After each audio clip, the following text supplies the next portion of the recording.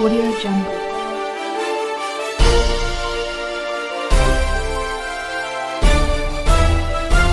Audio Jungle.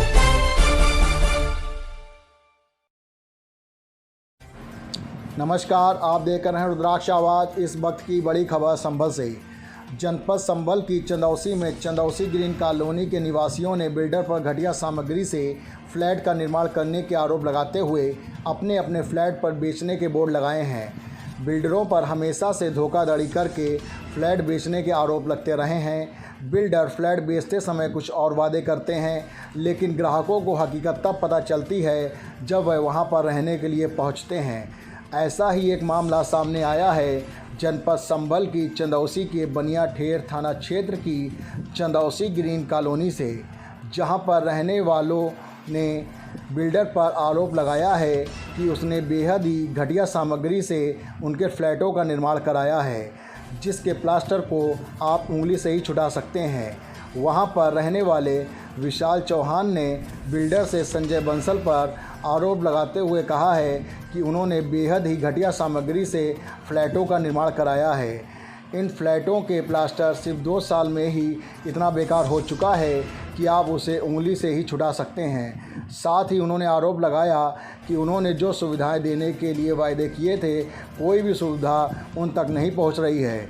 उन्होंने बताया कि पानी के टैंक में भी 27 से 30 तक सड़े गले कबूतर पड़े रहते हैं और थाने में शिकायत करने के बाद भी कोई जांच करने नहीं आता है, जिससे आहत होकर उन सब ने अपने अपने फ्लैट पर बेचने के बोर्ड लगाए हुए हैं। जनपद संभल से मुकुल शर्मा की रिपोर्ट। सभी चंदौसी ग्रीन्स वासी यहाँ जो बिल्डर हैं संजय बंसल, उनकी मनमानी से और उनके जो उन्होंने धोखा किया है यहाँ सबके साथ, उससे काफ़ी परेशान हैं और आहत हैं।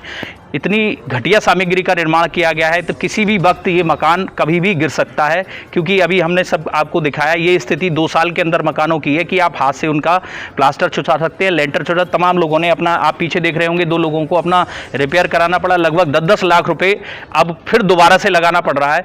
जब एक बार हम डेवलपमेंट का पैसा दे चुके हैं तो दोबारा क्यों। दूसरी बात, हमें जो सुविधाएं मिलनी चाहिए इतने बड़े एरिया में क्षेत्रफल के हिसाब से, उसमें भी बिल्डर ने धोखा किया। जो 20,000 वर्ग मीटर का एरिया है उसे बहुत 3 टुकड़ों में कराकर, ताकि क्षेत्रफल को कम दिखाया जा सके और आबादी कम दिखाकर सुविधाएं ना दी जा सकें और राजस्व की चोरी की जा सके। इसलिए सरकारी कर्मचारियों से मिलकर और सरकारी अधिकारियों से मिलकर उसने ये सब हमारे साथ धोखाधड़ी की है।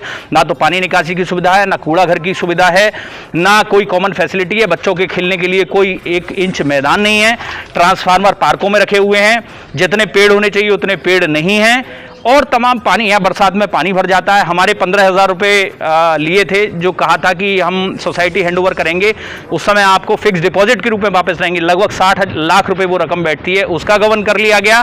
कोई मेंटेनेंस नहीं किया जाता है। 28-28, 30-30 सड़े गले कबूतर टंकी में निकलते हैं। उसकी शिकायत जब थाने में की जाती है तो जांच अधिकारी थाने में बैठकर ही रिपोर्ट आख्या लगा देते हैं, जबकि हमारे यहाँ एंट्री रजिस्टर है कि कभी वो यहाँ आए नहीं, किसी से कुछ पूछा नहीं और उन्होंने इसी तरह जांच आख्या उस पर भेज दी। तो बिल्डर अपनी मनमानी कर रहा है और पैसे के बल पर सभी नियमों को सरकार